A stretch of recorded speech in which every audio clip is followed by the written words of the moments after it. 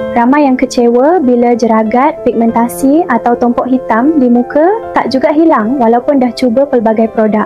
Lagi sedih bila dah habis beratus-ratus ringgit tapi hasilnya langsung tak memuaskan. Sebenarnya, ramai belum kenal satu bahan yang sangat berkesan untuk masalah ni, tranexamic acid. Saya bukan pakar kulit, tapi info ni saya dapat terus daripada doktor yang memang berpengalaman dalam rawatan pigmentasi. Tranexamic acid ni ada dua jenis.